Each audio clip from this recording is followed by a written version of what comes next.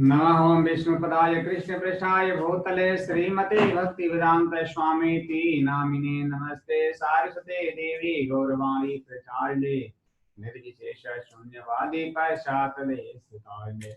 जय श्री कृष्ण चैतन्य प्रभु नित्यानंद श्री अद्वैत गदाधर शिवासादि गौर भक्त वृंद। हरे कृष्णा कृष्णा कृष्णा हरे हरे, हरे राम राम राम हरे। तो अब 44 में बता रहे हैं अर्जुन कि उत्तशन्न कुल धर्माणाम मनुष्याणाम जनार्दन नरके अन्यतम वाशो भवति अत्यनुश्रुश्रुम। कह रहे हैं कि हे कृष्ण, मैंने गुरु परंपरा से सुना है कि जो लोग कुल धर्म का विनाश करते हैं वे सदैव नरक में वास करते हैं। उत्तशन्य कुल धर्माणाम कह रहे हैं कि मनुष्य, भगवान ने मनुष्यों को विवेक दिया है, बुद्धि दिया है कि नया कर्म करने का उसको अधिकार भी दिया है कि कर्म करने में अथवा कर्म न करने में, अच्छा करने में या मंदा करने में वो स्वतंत्र है। इसके लिए सदा विवेक और विचार पूर्वक कर्तव्य कर्म करना चाहिए। मनुष्य सुख भोग के लोभ में आकर के विवेक का निरादर कर देते हैं और राग द्वेष से वशीभूत हो जाते हैं, जिससे उनके जो आचरण है शास्त्र और कुल मर्यादा के विरुद्ध होने लगते हैं और परिणाम स्वरूप लोक में उसकी क्या होती है? निंदा, अपमान, तिरस्कार और परलोक में दुर्गति और नरकों की प्राप्ति होती है। अपने पापों के कारण को उनको बहुत समय तक नरकों का जो कष्ट है उसको भोगना पड़ता है। ऐसा हमने गुरु परंपरा या गुरुजनों से सुना है।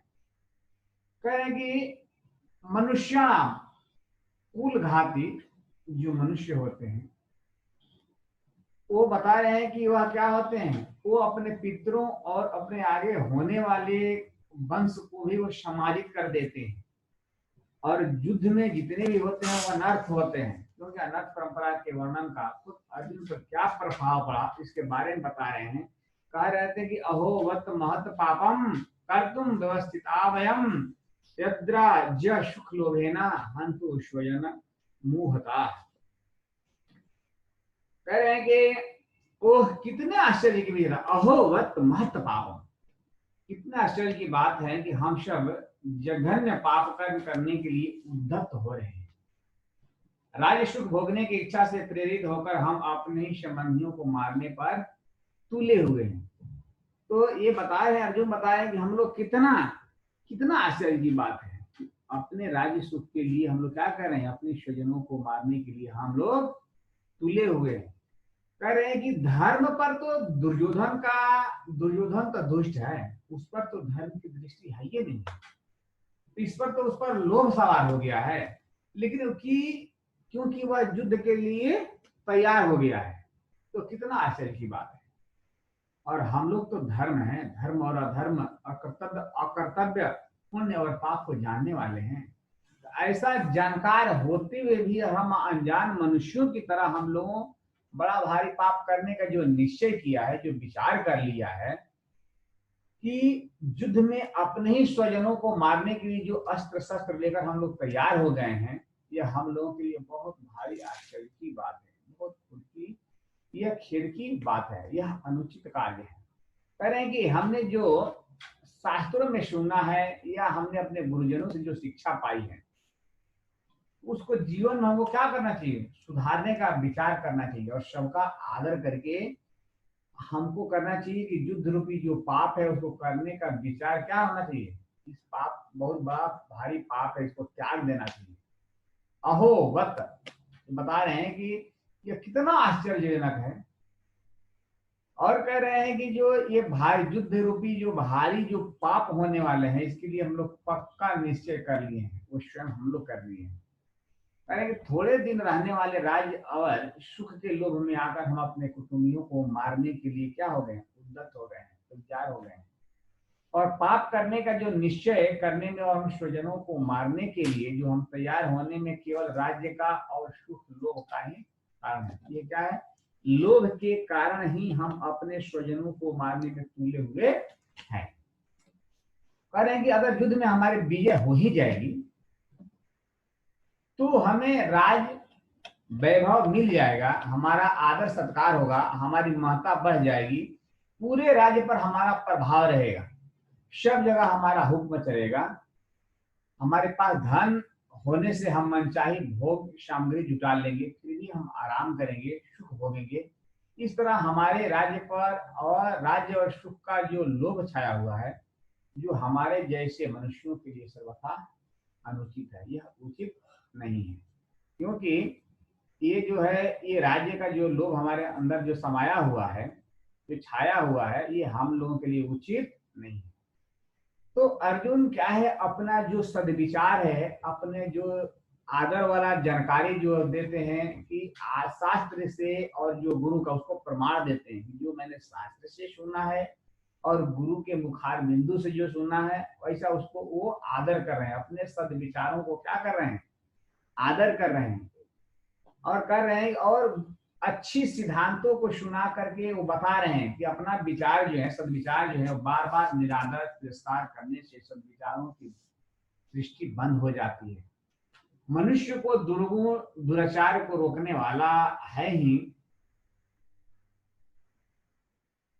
कह रहे हैं कि अपने जानकारी का आदर नहीं करेंगे तो हम अनर्थ और परंपरा को कैसे रोक सकते हैं। कि हमको ये मालूम है, गुरु परंपरा से मैं सीखा हूँ और शास्त्रों से जो सीखा हूं, और हम ही अगर उसका आदर नहीं करेंगे और हम अनर्थ के परंपरा को कैसे हम रोक सकते हैं, यानी हम नहीं रोक पाएंगे। तो अर्जुन की जो दृष्टि है वो बता रहे हैं कि युद्ध रूपी जो क्रिया की तरफ हमारा क्या है, युद्ध करने के लिए उस युद्ध क्षेत्र में खड़े हैं, तो कह रहे हैं कि ये दोषी मानकर उसको क्या होना चाह रहे हैं, वो हटना चाह रहे हैं कि यार इसमें केवल दोषी भरा हुआ है। और कह रहे हैं कि क्या युद्ध में अपने कुटुंबी, मोह, स्वार्थ भावना, काम का दोष और इधर दृष्टि न होने का अर्जुन स्वयं आश्चर्य और खेद प्रकट कर रहा है। कह रहा है कि ये जो है, ये दुर्योधन की दृष्टि में ये बात नहीं है, लेकिन हमको तो मालूम है क्योंकि हम विचारशील है, धर्मात्मा है, सूरवीर है, ये तो हमको तो इसका आदर करना चाहिए। ये कह रहे हैं कि लेकिन ये सारे जो कार्य हैं वह क्षत्रिय के लिए उचित नहीं है। कह रहे हैं कि कुल का क्षय होने में, कुल के क्षय में जो दोष और मित्र के जो द्रोह में जो पाप का जो कारण बताते हैं वह क्या है, लोभ है। लोभ के कारण ही हम लोग ये सारे पाप करने के लिए क्या हो गए हैं, उद्धृत हो गए हैं, लगे हुए हैं। तो वो कह रहे हैं कि अर्जुन युद्ध से होने के धर्म और युद्ध में प्रवृत्त होने से अधर्म मान रहा है। कह रहे हैं कि अगर हम युद्ध में लगते हैं तो यह क्या है, अधर्म है। और कह रहे हैं कि अपने युद्ध में अपने स्वजनों को मारने से हमको क्या लाभ मिलेगा। इसके लिए आगे के गीता में उपदेश सुनते सुनते उसमें और कल्याण की इच्छा भी जागृत हो उठेगी, ऐसा पूछते हैं। और उसके बाद सेना ये जो है संजय जो है अपना मंतव्य देते हैं और कहते हैं कि एव मुक्त्वा अनुज संजय रथोपस्थिति उपस्थिति विसृजन शशरम चापम शोक संतप्त मानसः। वह कह रहे हैं कि संजय ने कहा कि युद्ध भूमि में इस प्रकार कहकर अर्जुन ने अपना धनुष और बाण एक को रख दिया और सुख संताप होकर चित्त से रथ के आसन पर बैठ गया। तो कह रहे हैं कि अर्जुन जो है इसमें ये 5 कारण बता रहे हैं, युद्ध नहीं करने के ये 5 कारण बता रहे हैं। पहला कारण ये था कि पारिवारिक मूल्यों का विनाश, दूसरा अन्य सेवा पाप पुण्य का भय, परिवार में जो शांति रहेगी वो शांति समाप्त हो जाएगी और वर्ण संक्रांति के कुल परंपरा जो है वह नष्ट हो जाएगी।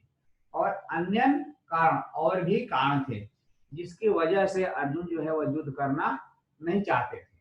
इस प्रकार कहकर अपना धनुष बाण लेकर के और रुका किए, रख दिए और एक रथ के एक कोने में जाकर के बैठ गए। हरे कृष्णा।